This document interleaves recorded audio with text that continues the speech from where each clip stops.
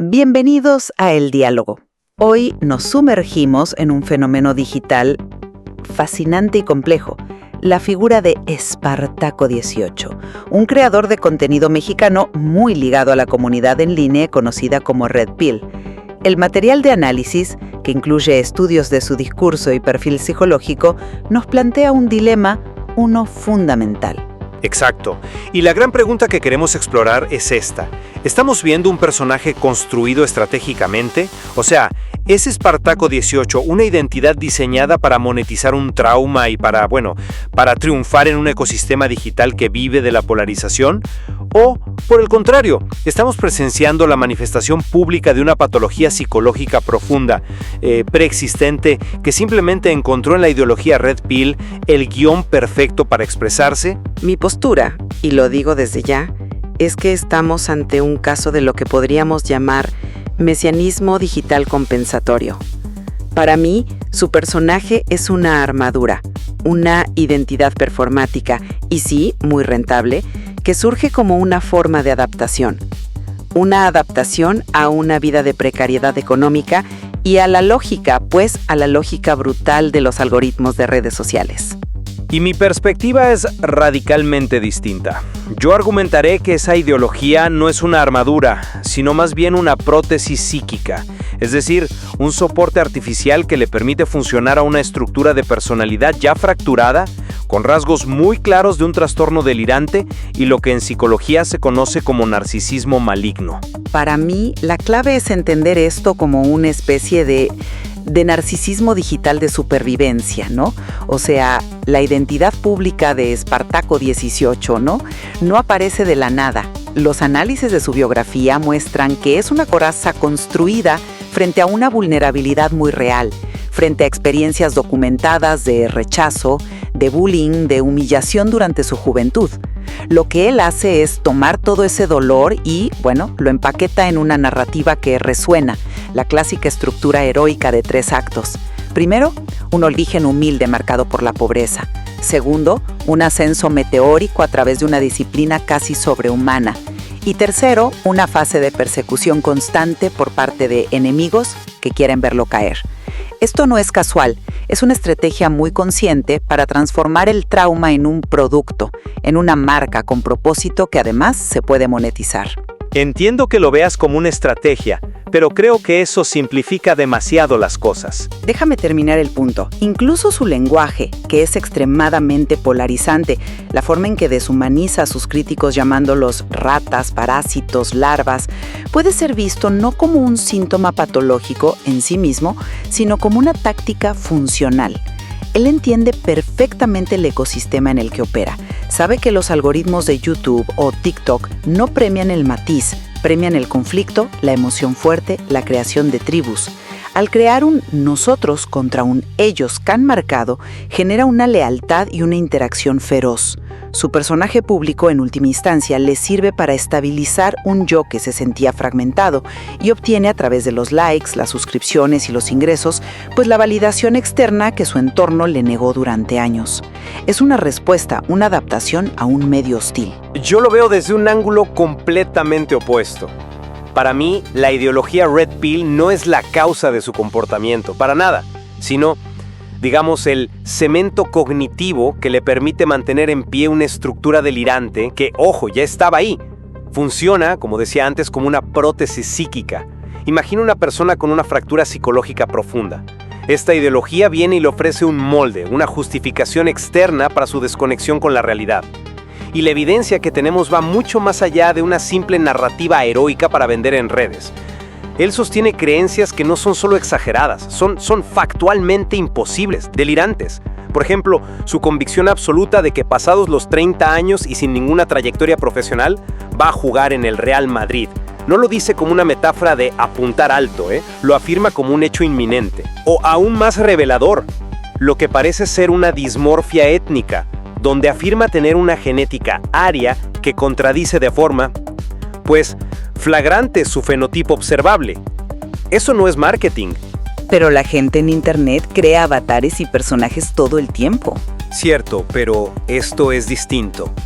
El análisis clínico de su discurso y comportamiento apunta a un cuadro de narcisismo maligno, que es una combinación particularmente tóxica de grandiosidad, una agresión paranoide y una falta total de empatía.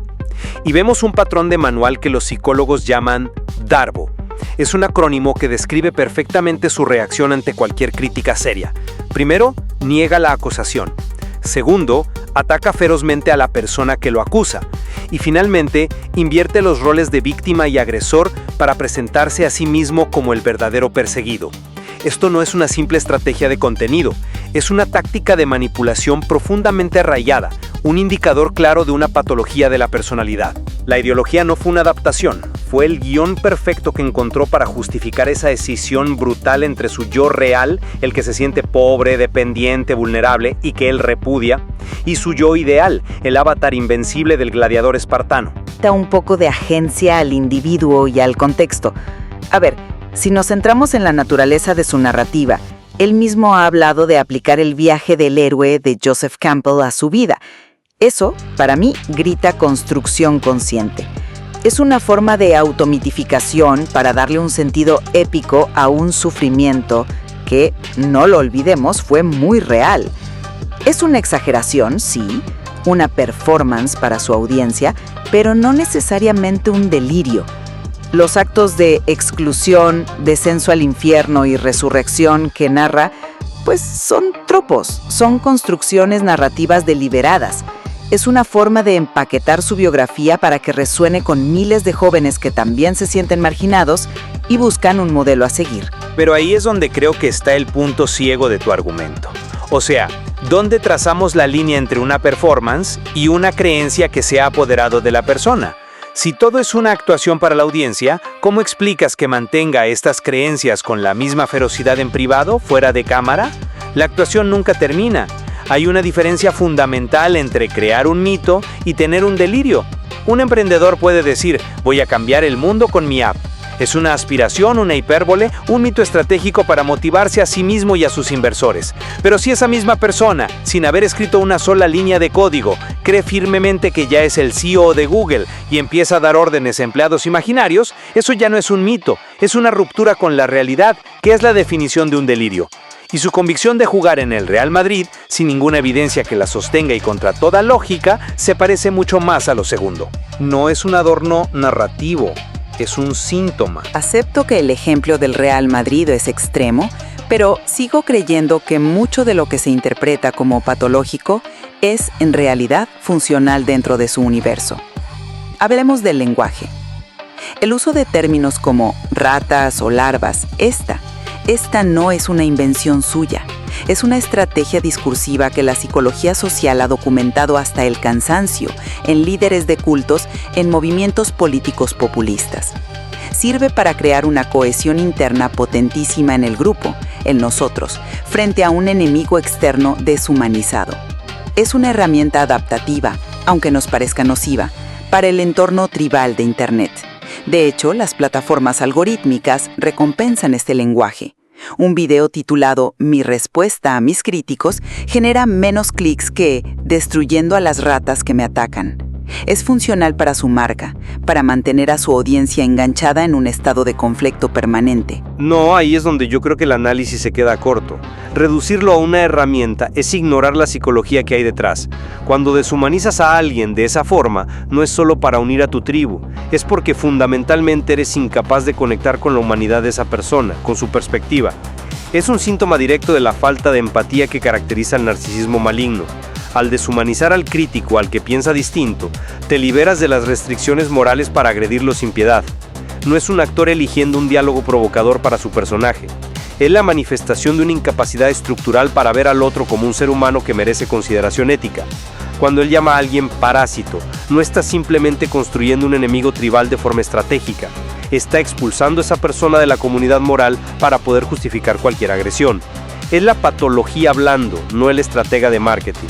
Ok, aceptemos por un momento que el lenguaje es patológico. Pero eso nos lleva a otra pregunta. ¿Esa patología existía en el vacío y simplemente encontró un hogar en la Red Pill? Yo creo que la relación es más compleja. Tenemos que ver de dónde viene. Él se describe como un autodidacta digital. En su contexto de precariedad, sin acceso a una educación formal robusta, encontró en Internet un Yale, un buffet libre de ideas, y tomó de la Red Pill, sí, pero también de figuras de autoayuda mexicanas más clásicas, como Miguel Ángel Cornejo. Construyó un marco de referencia a partir de retazos, un sistema de ideas que le permitió, primero, explicar su mundo y su sufrimiento, segundo, organizar su experiencia en una narrativa coherente y, finalmente, monetizarla. Es una especie de hibridación cultural, una apropiación de ideas para sobrevivir y prosperar en su contexto. Él adoptó la ideología porque le era útil, le daba un mapa. Y yo insisto en que ese mapa lo llevó a un abismo. Vio la relación de una forma mucho más siniestra. La ideología no fue simplemente adoptada, yo diría que parasitó una estructura de personalidad que ya era extremadamente vulnerable. No le dio herramientas reales de superación, lo que hizo fue encontrar sus delirios preexistentes y darles un nombre, una justificación, una comunidad. Validó su grandiosidad, justificó su paranoia y le dio un lenguaje para su misoginia. La ideología se convirtió en el combustible que le permite mantener esa disociación tan brutal entre su yo real, al que odia, y el avatar idealizado que proyecta. Entonces la pregunta cambia. ¿Realmente está él usando la ideología como una herramienta? ¿O es la ideología la que lo está usando a él, a sus heridas y a sus delirios, como un vehículo perfecto para propagarse? No es una herramienta que él controla. Es un sistema que se apoderó de sus vulnerabilidades y las amplificó hasta un punto que parece clínicamente preocupante. En resumen, mi posición es que el fenómeno Espartaco 18 es un caso de estudio perfecto de cómo la vulnerabilidad individual, el trauma y la precariedad económica son absorbidos y transformados por un ecosistema digital. Un sistema que por diseño incentiva la creación de mitos personales y narrativas extremas para generar engagement. Aunque el individuo toma sus propias decisiones, creo que la responsabilidad es en gran medida sistémica. Involucra a las plataformas que monetizan la controversia, que premian el conflicto y que terminan por fabricar este tipo de mesías digitales. Él es tanto un producto como un productor de este sistema tóxico. Y para sintetizar mi punto de vista, si bien no niego ni por un segundo la influencia del contexto digital, creo que un análisis que se queda solo en lo sistémico es incompleto. No podemos obviar los claros marcadores de una psicopatología severa que parecen evidentes en el material. Para mí, este caso es un ejemplo alarmante de cómo las ideologías de la manosfera pueden actuar como un acelerante, tomando patologías preexistentes y exacerbándolas hasta un punto de riesgo clínico real. En algún punto del camino, el discurso deja de ser una estrategia de contenido y se convierte en el síntoma de una fractura profunda con la realidad. Un punto en el que la fantasía narcisista se vuelve indistinguible de la vida real para el sujeto. Sin duda, ambos puntos de vista revelan esta interacción increíblemente compleja entre la psicología de un individuo y las enormes estructuras sistémicas como los algoritmos que nos moldean a todos hoy en día. Y esta conversación nos deja con preguntas abiertas muy importantes, no solo sobre este caso, sino sobre nuestra cultura digital en general. ¿Dónde termina la construcción, digamos, legítima de una identidad en línea y dónde comienza la manifestación de un trastorno? Y, quizás más importante, ¿qué nos dice la popularidad de figuras como él sobre las comunidades que estamos fomentando en el espacio digital? Claramente, hay mucho más que explorar en el material.